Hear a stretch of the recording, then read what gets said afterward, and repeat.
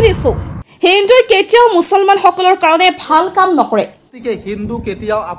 আপোনালোকৰ ভাল কাম নকৰে মই গ্যাৰান্টি দিছো মই হিন্দু হৈ মই সঁচা কথা কৈ আছো অসমত থকা মুছলমানসকলক কি আহ্বান জনালে বিপুল ৰয় নামৰ এগৰাকী ব্যক্তিয়ে অসমত থকা মুছলমান ভাইসকল আপোনালোকে কাণ খুলি শুনি ৰাখক আপোনালোকে হিন্দু যিবিলাক নেতা আছে সেইবিলাকক কেতিয়াও বিশ্বাস নকৰিব মুছলমানসকলে হিন্দু নেতাসকলক বিশ্বাস নকৰিবলৈ আহ্বান জনালে বিপুল ৰয়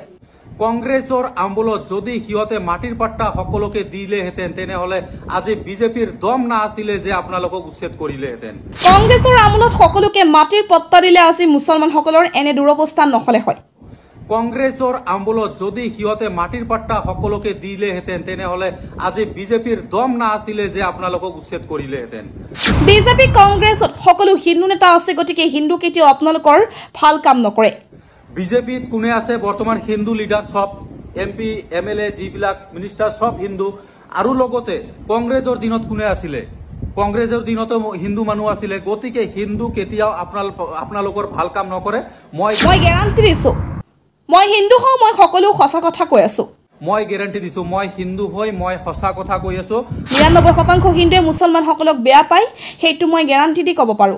আপোনালোকে বিশ্বাস কৰক হিন্দু মানুহ কেতিয়াও আপোনালোকক ভাল নখুজিব 90% কি হিন্দু মানুহে আপোনালোকক বেয়া পায় কথাটো যদি একমত হয় আপোনালোকে একত্ৰীকৰণ হওক এইবাৰ সামাজিক মাধ্যমত চৰ্চাত বিপুল ৰয় নামৰ এগৰাকী ব্যক্তি সামাজিক মাধ্যমত এটি ভিডিঅ' আপলোড কৰি মুছলমানসকলক আহ্বান জনালে বিপুল ৰয় হিন্দু নেতাসকলে মুছলমানসকলৰ কাৰণে একো ভাল কাম নকৰে কংগ্ৰেছ আৰু বিজেপি দলত সকলো হিন্দু নেতাহে মুছলমানসকলৰ কাৰণে একো ভাল কাম নকৰে কংগ্ৰেছ চৰকাৰ থাকোঁতে মুছলমানসকলক যদি মাটিৰ পট্টা দিলে হয় আজি মুছলমানসকলৰ এনে দুৰৱস্থা নহলহেঁতেন কংগ্ৰেছ আৰু বিজেপি দলত হিন্দু নেতা বেছি আছে সেয়ে মুছলমানসকলৰ কাৰণে ভাল কাম একো নকৰে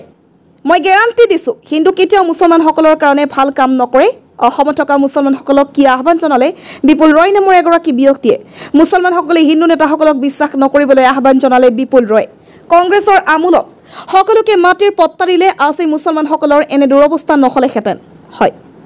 বিজেপি কংগ্ৰেছত সকলো হিন্দু নেতা আছে গতিকে হিন্দু কেতিয়াও আপোনালোকৰ ভাল কাম নকৰে মই গ্যাৰান্টি দিছো মই হিন্দু হওঁ মই সকলো সঁচা কথা কৈ আছো 99% হিন্দুৱে মুছলমানসকলক বেয়া পায় সেইটো মই গ্যাৰান্টি দি ক'ব পাৰো এনেদৰে মুছলমানৰ প্ৰশংসাত পঞ্চমুখ বিপুল ৰয় নামৰ এগৰাকী ব্যক্তি